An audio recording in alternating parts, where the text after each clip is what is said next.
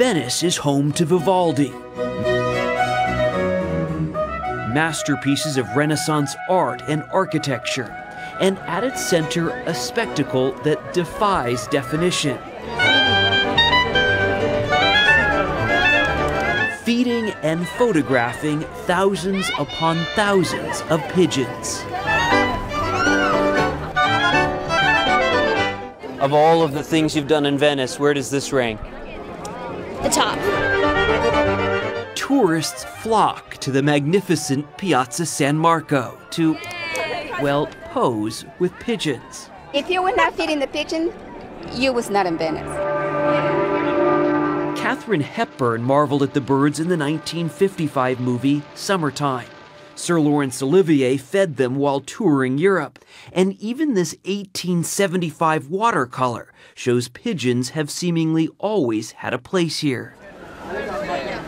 The odd appeal seems to cut across cultures and confuse reporters. This is really awful. I just don't get it.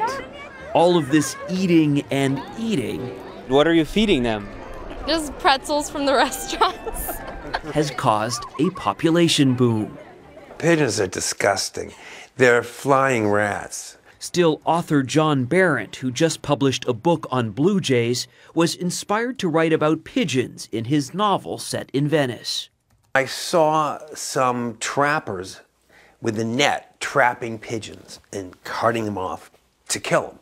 And I went to see the commissioner of animals, and he was very forthcoming with me. He said, usually we deny that we trap and kill these pigeons, but since you saw it, I can't very well deny it. Yes, we do. We have 120,000 pigeons who live in Venice, and they are disgusting. Pigeons outnumber Venetians 2-to-1. The bird droppings corrode the historic architecture and spread disease. But cracking down on the pigeon problem has befuddled many city administrators. Pier Francesco Ghetti is the latest. A system was installed to emit very high-pitched sounds that terrorize the birds, he told us. We're thinking of forced sterilization, but the easiest thing is to just stop feeding them.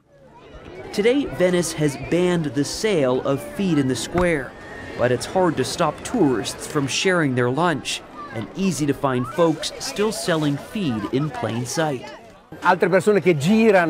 This happens everywhere, Ghetti told us. It's like having random people walking around the square selling dope or cocaine. Here, they're selling pigeon food. At one point, licenses to legally sell feed meant big money for the city and vendors, who traded them on the black market for $500,000, but not anymore. Why have city governments in Venice for so long had such a difficult time cracking down on this pigeon problem? The fact that it amuses tourists, and tourists are a major source of income for Venice, and they didn't want to upset the balance. Every day she goes, "Can I go feed the birds again?" You know? Marty Chalfin's 11-year-old Olivia bought feed from a guy ostensibly selling roses. Your daughter seems to love this. Oh, my daughter loves it. She just loves it because it's really participation. You know, she really gets a chance to do stuff rather than just look at old churches and, you know, walk around with us.